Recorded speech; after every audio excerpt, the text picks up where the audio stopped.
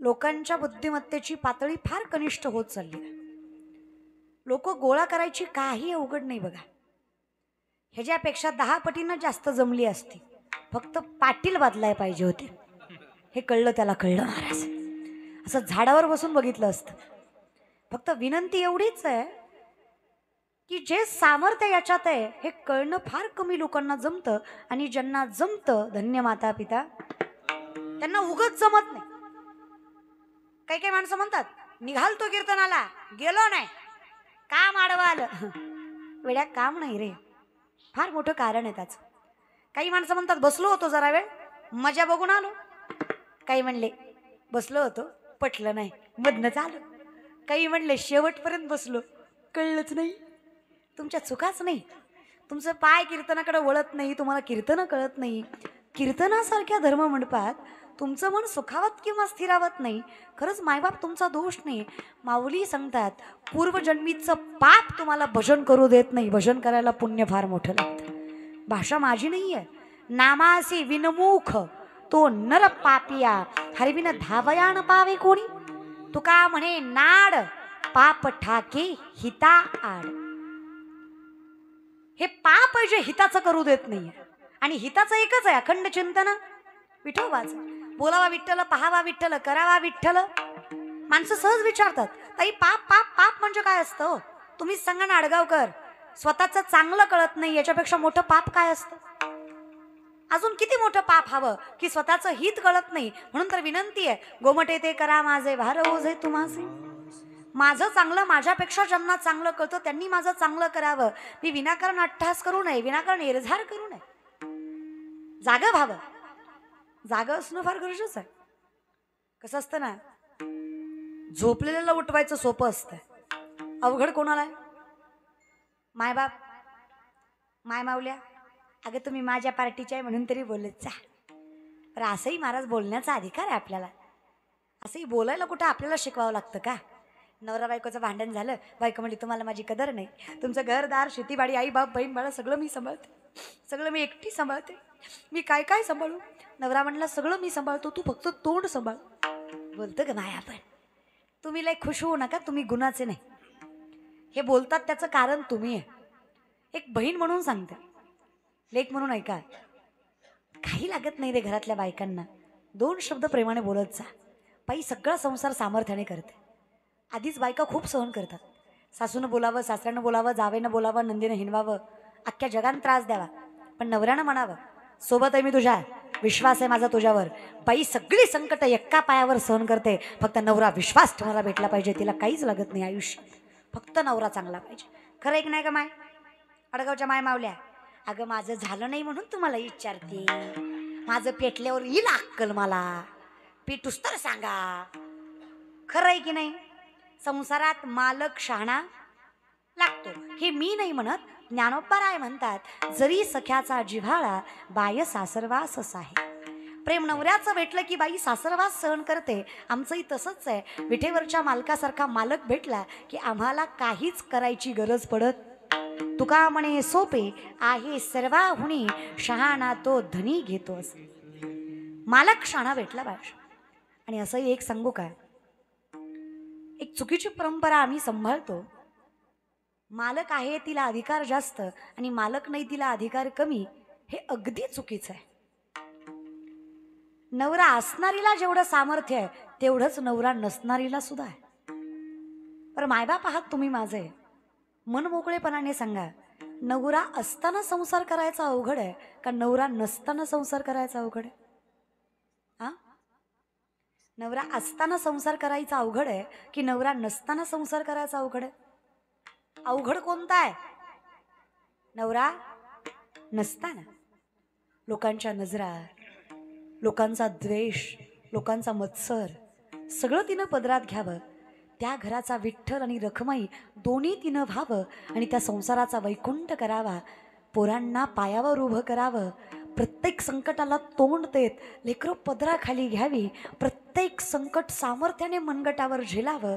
एवढी ताकदच्या बाईमध्ये एका कुंकवाच्या टिकल्यामुळे तिचं पावित्र्य कमी कसं? औक्षण करताना जिला नवरा नाही तिला करू द्यायचं नाही. हळदी कुंकाला तिला बोलवायचं नाही, चांगला कुठला कार्यक्रम असेल तर ती पवित्र नाही म्हणायचं, कुठलं सामर्थ्यवंत घरात कार्य असेल तर तिला मागे टाकायचं. असं का दादा? लक्षात ठेवा, नवरा जाणं किंवा राहणं हे तिच्या हातात नाहीये. जन्माचा फेरा कुणालाच चुकला नाहीये. नवऱ्याच्या आधी जाणारी बाई जर सौभाग्यवती असेल तर नवऱ्याच्या नंतर जाणारी बाई गंगा भागीरथी आहे. नवऱ्याच्या अगोदर जाणारीचा अधिकार जर विठ्ठलाच्या चरणाशी असेल तर नवऱ्याच्या नंतर जाणारीचा अधिकार विठ्ठलाच्या मस्तकावर असतो. हे कायम लक्षात ठेवा. सामर्थ्यवंत असते ती सुद्धा. नाही त्या अंधश्रद्धा पाळू नका. चुकीच्या गोष्टींना विनाकारण बळी पडत जाऊ नका. सामर्थ्य व्यक्तिमत्वात असतं, पावित्र्य अपवित्र व्यक्तिमत्वामध्ये असतं. आम्ही कुठल्या प्रकारचे पवित्र मला कळत नाही. सोमवार गुरुवार खात नाही, बाकी दणकावून हाणतो. मग तेवढं कशाला सोडतो? तेवढं बी खात जा की. तुम्हाला असं वाटतं का सोमवार गुरुवार देव बघतो आणि बाकीचे डोळे झाकतो? तो खा मी बघत नाही, तो खा मी बघत नाही, असं करतो का देव? कशा लोक दाखवायला मी सोमवार गुरुवार तेवढं बी खात जा बाबा. आणि लोक पुन्हा आपल्याला वेड्यात काढतात. पुन्हा लोक आपल्याला म्हणतात, एखाद्याला म्हणलं नका खात जाऊ, मग महाराज एवढ्या कोंबड्या काय करायच्या, आम्ही वारीला नेऊ, तू खाऊ नको. उलट लावू नकोस रे. कारण देतोय म्हणजे बरं, प्रामाणिकपणे सांगते, 1 महिना कमी तिखट, कमी तेल आणि कमी मिठाचं खाऊन बघा. किती महिना? 1 महिना. 50% प्रॉब्लेम तुमच्या घरातले कमी होतील. 50% भांडणं कमी होतील. कारण 50% राग कमी होईल. जे काही प्रॉब्लेम्स आयुष्यात आहेत ते फक्त इगोमुळे, ॲटिट्यूडमुळे, रागामुळे, तिरस्कार जो रागामुळे, मी मोठा रागामुळे. करून बघा ना एकदा. 1 महिना शुद्ध शाकाहार सकस आहार घ्या, कडधान्य खा, पालेभाज्या खा, जे देवाने जगाच्या मालकाने निसर्गाने नियमित केलंय ते खा. 1 महिना खाऊन बघा. ही जी तर्री करता का तुम्ही, ह्या तर्रीनंच वाटोळं केलंय तुमचं. सजनी रसा रसा वाढ, ह्या रशानं तर काटा काढलाय तुमचा. जिंदगी तुमची जी बर्बाद आहे ना, ह्याच्या रात्री झोपा लागत नाही तुम्हाला, कायम टेन्शन येतंय, रश्यामुळेच येतं. मी कशाला म्हणू? युक्त आहार विहार नियम इंद्रियाशी सार. बर कशाच्या जोरावर तुम्ही चुकीचं अन्न खाताय? अहम वैश्वानरो भूत्वा प्राणिनाम देहमाश्रित प्राणापान समायुक्त पच्चामन्यम चतुर्विधम. चालवणं बोलवणं सोड अर्जुना, सूक्ष्मता लक्षात घे. तुझं अन्न पचवणारा सुद्धा मीच आहे. तुझ्या जठरामध्ये अग्नी जे आहे तो मी विश्वेश्वर, तो मी कृष्ण, तो मी राम, तो मी शिव, तो मी विश्वेश्वर. पंचमहाभूत मी, अनुरेणू मी, सुरुवात मी, शेवट मी, अनंत काल मी. वेड्या तूही मी आणि मीही तूच. तुझ्यासाठी जगतोय असा विचार करून कर्म करू नकोस. मी तुझ्यात आहे याचं भान ठेवून कर्म कर. मग जर तुला भीती वाटते की अधार्मिक लोकांना मी मारायचं नाहीये तर लक्षात ठेव, मारणारा तू नाहीयेस, मारणारा मी आहे. मग चुकीचं वागताना लक्षात ठेव की तुझ्या आत मी आहे. जगाला नाही कळलं तरी चालेल, पण मला कळल्याशिवाय राहणार. याच्यासाठी तुका म्हणे सत्य कर्मा भावे घातली या भय. तुला माझं अस्तित्व मान्य करायला जमलं, मी तुझ्या हिताचं करेन. तू फक्त माझ्यावर विश्वास ठेव. बाकी घालो निया भार राहिलो निश्चिंती निरविले संती. जगाचा मालक सांभाळणार. पितामहा भीष्माने वचन दिलं कृष्णाला, काही झालं देवा तू शस्त्र उचलायचं नाही. चुकीच्या अवस्थेचा गैरफायदा घेतला अर्जुनाचा. रथाचा पाय गेलाय, बाणावर बाण तरी मारला, देवाला सहन झालं नाही. सुदर्शन चक्र फिरवलं देवाने. भीष्माने विचारलं देव आहेस ना रे? परमात्मा असून वचन मोडलंस? देवाने सांगावं पितामह स्वतःचं वचन मोडेल पण डोळ्यात देखत भक्तावर झालेला अन्याय कधी उघड्या डोळ्याने सहन करणार नाही. हे सगळ्यात मोठं वचन आहे माझं. मी भक्ताचं रक्षण करणार आहे. सगळ्यात मोठं वचन. मागे पुढे उभा आहे. सगळ्यात मोठं वचन तयाचा हरिक वाटे. सगळ्यात मोठं वचन. तरी माझ्या दैवा नामा म्हणे केशव राजा केला नियम. जगाचा मालक सांभाळतो रे, पण त्याच्यासाठी आपण जागा असणं फार गरजेचं. आता जागा आहे हे कसं कळणार? जो जागा आहे त्याला सत्य असत्य कळतं. आता सत्य असत्य म्हणजे एकच आहे. सत्य तू विठ्ठला, बाकी सगळा जगत भास आहे, इमॅजिनेशन आहे, कल्पना आहे. आणि आपण कल्पनेवरच जगतो, है की नाही? लोकांनी मान्य केलं की आपणही करतोच की. सोपं विचारते, माय कुठल्या ग्रंथात लिहिलं होतं दिवाळीत मोती साबण वापरायचा? एखादा ग्रंथ सांगा ना मला. हिंदू धर्माच्या एखाद्या ग्रंथात लिहिलं होतं, नाही दिवाळीला मोती लावला तर नरकात जाशील, असं काही आहे का? तरी सुद्धा 90% महाराष्ट्र दिवाळीला साबण कुठला आणतो? मोती. व्यापाऱ्यापासून राजकारण्यापर्यंत आणि शेतकऱ्यापासून महाराजापर्यंत सगळ्याच्या घरात साबण कुठला येतो? मोती. मोती का? 2 महिने आधीपासून ऍडव्हर्टाईज असते, उठा उठा दिवाळी आली, मोती स्नानाची वेळ झाली. घेतो आम्ही मूर्खासारखं डोळे झाकून. कल्पनेची बाधा न हो कवने काळी, ही संत मंडळी. फायदा असो वा तोटा आम्ही ते बघत नाही. जे सगळ्यांनी मान्य केलं ते आम्ही मान्य केल्याशिवाय राहत नाही. मग त्याचा तोटा झाला तरी हरकत, पण समाजाच्या दिशेने चालायचं नाही रे. ज्या देहून तुकोबांचा गाथा उडवला, ज्या देहून तुकोबांना काव्य रचना करू दिली नाही, ज्या देहून तुकोबांना वेड ठरवलं, आज तेच देहू सत्यकर्मामुळे त्याच तुकोबांच्या गाथ्याचं त्याच मातीमध्ये मंदिर उभा करतं. हे सामर्थ्य सत्यवचनात असतं. काय केलं तुकोबांनी? सत्य सांभाळलं. काय सत्य सांभाळलं? हरी उच्चारणी अनंत पापराश. माऊलींचं वचन त्यांनी सांभाळलं. माऊलींचं वचन काय? चहुवेदी जाणं, साही शास्त्री कारण, 18ही पुराण. तुकोबारांनी तेवढंच केलं. सदा नामोघोष करू तेने सदा चित्ता. बर काय कमी पडलं? ज्या रामेश्वर भट्टांनी तुकोबारांना काव्यरचनाचा अधिकार दिला नाही, ते जगद्गुरु तुकोबाराय ज्यांना लोकांनी कीर्तन करू दिली नाही, ते रामेश्वर भट्ट शेवटी काय म्हणतात? तुकिता तुलनीसी ब्रह्म तुकासी आले आले म्हणून रामेश्वर शरणी मस्तक ठेविले आरती तुकाराम. आणि जे जगद्गुरु तुकोबारांना देवाचा अधिकार देतात ते शास्त्री बी काही अज्ञानी नव्हते. 6 शास्त्र, 18 पुराण, 4 वेद मुखोद्गत आहे रामेश्वर शास्त्रीच्या. अज्ञानी नव्हते ते काय तुमच्या आमच्यासारखे नव्हते ज्यांनी तुकोबांना देव मानलं.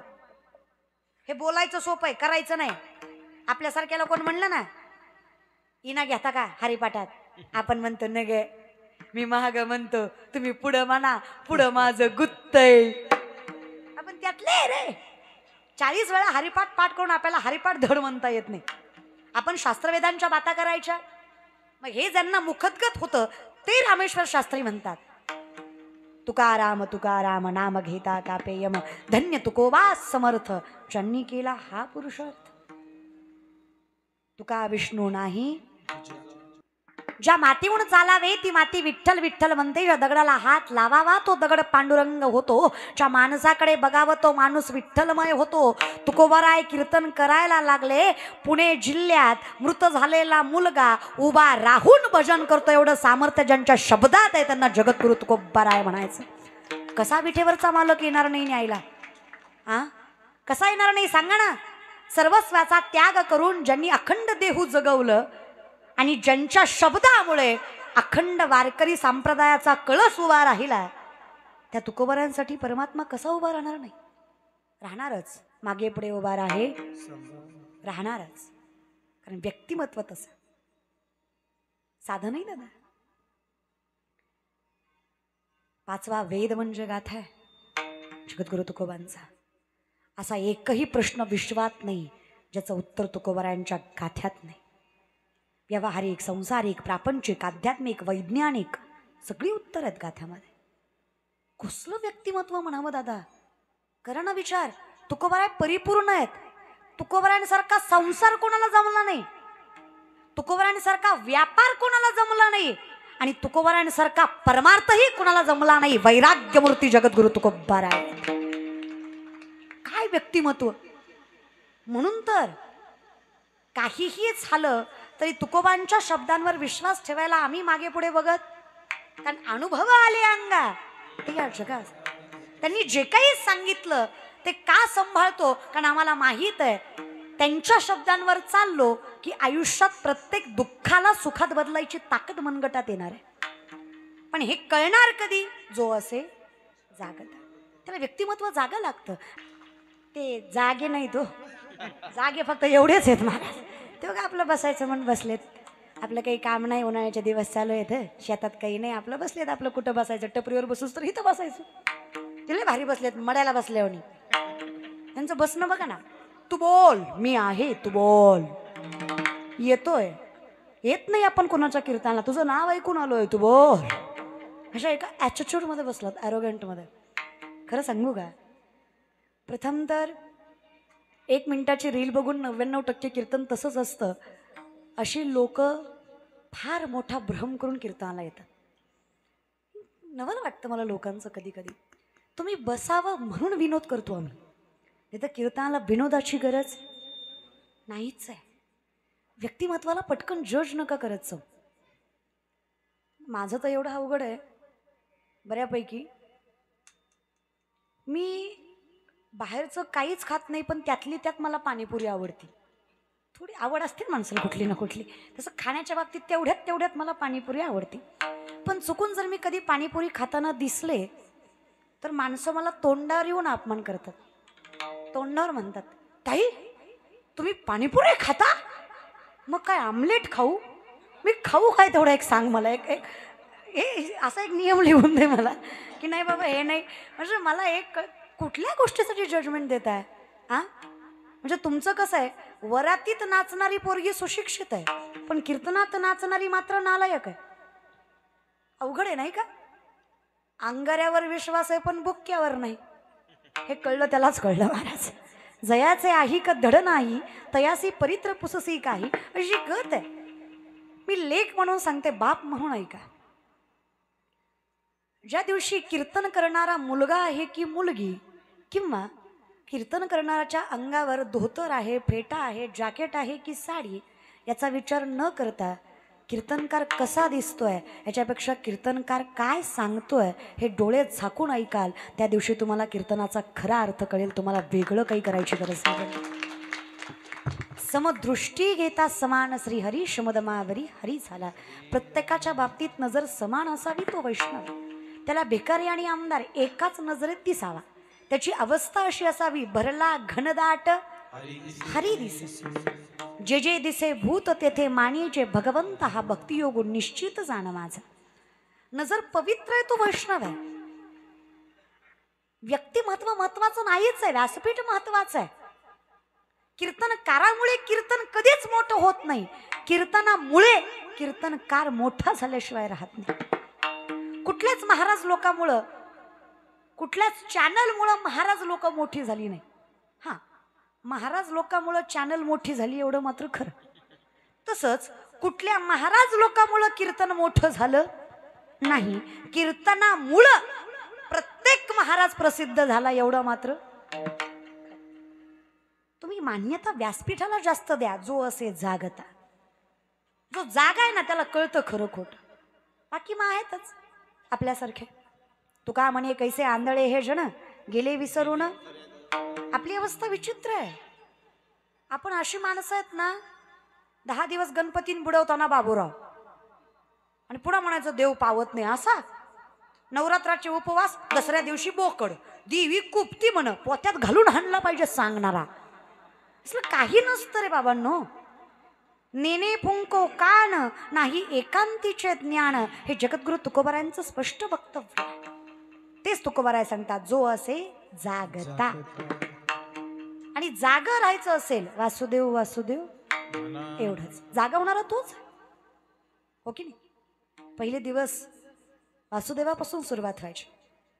दिवसाची सुरुवात रामनामानं व्हायची, तुळशीच्या प्रदक्षिणेनं व्हायची, रांगोळीनं व्हायची, सड्या शिंपणानं व्हायची. विचार करा ना माय, तुमची दिवसाची सुरुवात वासुदेवानं झाली, आमची सुरुवात पाववाल्याच्या भोंग्यानं झाली. आम्ही काय म्हणजे कसे असणार आहोत हा? तुम्हाला झोपी घालायला आजीची अंगाई असायची, आईची अंगाई असायची. आम्ही मालिकेच्या शेवटवर झोपलो. काय होणार आहे आमच्यासारख्या पिढीचं? काय पुढच्या पिढीला नावं ठेवायची सांगा. आता ही म्हातारी माणसं नुसतं म्हणतात पोरं वाया गेली, पोरं वाया गेली, पोरं वाया गेली. अरे पण का गेली? बिडी फुकू फुकू तुमची थोबाडा आत गेली म्हणून पोरं वाया गेली. उगाच थोडी गेली. जीव म्हातारा झाला आपला, दिसत नाही आपल्याला, ह्या वयात सुद्धा तू मारुतीच्या मंदिरात भजन करायला जात नाही, पते खेळायला जातो. ब्रह्मचारी मारुतीला राणी दाखवतो, तू गुणाचा. फक्त पोरच वाया गेली. आता या म्हाताऱ्या बायका सुद्धा दारात बसून, आजकालच्या काय पोरीत वय, यांना काय लाजा येत वय, आमच्या जमान्यात नव्हतं माय असो, आम्ही किती इज्जतीनं खाल्लं माय, किती कष्ट केलं माय, यांना काय झळ आहे माय, सगळं आयतं भेटलं माय, वय ग माय. पण तुम्ही आत्ता काय करता? तुम्ही आता मिसरी चोळता. तुमच्या मिसरीच्या वासानं गोठ्यातल्या मशीननं दूध द्यायचं बंद केलं, इतका भंगार वास मिसरीचा. तुम्ही नातीला कुठल्या तोंडाने ज्ञानेश्वरी वाचायला सांगणार, सांगा बरं? नाही ग माय. धन्य माता पिता. 4 माणसं नवीन आली, कधीच पोराचा अपमान करत जाऊ नका. कधी 4 माणसात पोरांना म्हणायचं नाही काही करेल असं वाटत नाही. कशाला? तुमचंच आहे ते. तुम्ही त्याचा अपमान करताय म्हणजे तुमच्या कुळाचा अपमान करताय. 4 माणसं नवीन आली ना, नजर वर करून छाती फुगवून सांगा, माझं पोरग येते, माझी मुलगी येते, आकाश ठेंगणं पडेल, एवढी प्रगती करतील माझी लेकरं, पण माय बापाच्या नावाला कलंक लागणार नाही असं जिंदगीत वागतील, कधीच चुकीच्या मार्गावर जाणार नाहीत, माझ्या लेकरांवर माझा विश्वास आहे. स्वाभिमानानं सांगा पुढच्याला. टिकवतील ते स्वाभिमान. मी माझा अनुभव सांगते. मी निर्भीडपणे एवढ्या समाजात मुलगी असून बोलते कारण माझ्या आई वडिलांचा आशीर्वाद किंवा माझ्या आई वडिलांचा पाठिंबा मला आहे. मी व्यासपीठावर उभा आहे कारण माझ्यासाठी माझे आईबापच विठ्ठल रखमाई झाले आणि प्रत्येक संकटातून मला बाहेर काढलं, म्हणून निर्भीडपणे एवढ्या माणसात बोलते मी माझ्या आई वडिलांच्या विश्वासामुळे. म्हणून धन्य माता पिता. वेदशास्त्र पठन करणारं कुळ होतं ज्ञानोबरायांचं, म्हणून ज्ञानोबराय ज्ञानियांचं ज्ञानी आहेत, हे अखंडित लक्षात ठेवा. छत्रपती शिवरायांची सामर्थ्यवंत बुद्धिमत्ता ही त्यांच्या आई वडिलांची दिलेली देणगी आहे. कूस तशी होती म्हणून छत्रपती तेवढे सामर्थ्यवंत झाले. जगाच्या मालकाची आवड असावी, त्यातच आपलं हित समजावं, या हिताला जन जागं राहावं, त्याचं प्रारब्ध प्रबळ असावं आणि मग परमात्म्याने किती कृपा करावी याचं चिंतन करणारा अभंग. कारण सगळ्यात मोठं हित ज्यात आहे ते हित कळण्यासाठी पूर्वजांची पुण्याई फार महत्वाची. 8 पिढ्याचा परमार्थ तेव्हा जगद्गुरु तुकोबांना 22 वर्षानंतर कळतं की माझं हित कशात आहे. अखंड वैभव असणारं व्यक्तिमत्व आहे, अखंड सामर्थ्य असणारं व्यक्तिमत्व आहे, अधिकारी व्यक्तिमत्व आहे, तरी सुद्धा तुकोबाराय म्हणतात वयाच्या 22 वर्षानंतर कळलं की सामर्थ्य, वैभव, ताकद हे सगळं हिताचं नाहीये, हित एकच आहे. सावध झालो सावध झालो, हरीच्या आलो जागरणा, तुझ्या दारात आलो ते हित आहे हे कळण्यासाठी वयाचे 22 वर्ष गेले. तिथून पुढे 20 वर्षाचा परमार्थ, 42व्या वर्षी स्वदेह वैकुंठवास ही परमात्म्यानं केलेली कृपा, तयाचा हरिक वाटे. स्वदेह वैकुंठवास हे जेवढं बोलायला सोपं आहे, हा अधिकार फार मोठा आहे. फक्त याचा विचार करा, ज्या तुकोबांच्या अभंगामुळे आम्हाला समाज मानतो, त्यांच्या अभंगामुळे जर आमच्यात एवढी ताकद असेल की लोकांनी आम्हाला मान्यता द्यावी, तर विचार करा त्यांच्यात केवढी असेल ज्यांचे अभंग त्यांच्यामुळेच आहेत. उष्टावळ असूनही आमच्याकडे जर एवढी मान्यता असेल, एवढा समाज मानत असेल, तर ते ज्यांचं आहे त्यांची काय ताकद असेल, किती परमात्म्याने कृपा करावी. विठेवरचा मालक ज्यांच्या चरणावर मस्तक ठेवतो, हा अधिकारच्या जगद्गुरूंचा, एवढी ताकद फक्त नामचिंतनामुळे यावी. आणि म्हणून हित समजून सांगण्यासाठी अभंग आहे, औचित्यही तसंच आहे. श्री सदाशिव पाटील जाधव यांच्या अभिष्ट चिंतन सोहळ्यानिमित्त आमचे संदीप दादा पाटील यांच्या आयोजनातून संयोजनातून हा संकीर्तन सोहळा, हे 3रं वर्ष आहे माझं इथे संकीर्तन करायचं. भाग्यवान समजतं मी स्वतःला. मी कायम सांगत आले, तुम्ही माझं कीर्तन ठेवलं म्हणून तुमचं कौतुक नाही, पण तुम्ही अभिष्ट चिंतन सोहळ्याला कीर्तन ठेवता हे तुमचं फार मोठं कौतुक आहे की तुम्हाला एवढी संकल्पना गोड सुचते. हा सुद्धा जगाच्या मालकाचा कृपा असण्याचाच भाग आहे की काहीतरी कारण काढून तुम्हाला कीर्तन करावं असं वाटतं. कारण कोणालाही कीर्तन आवडेल असं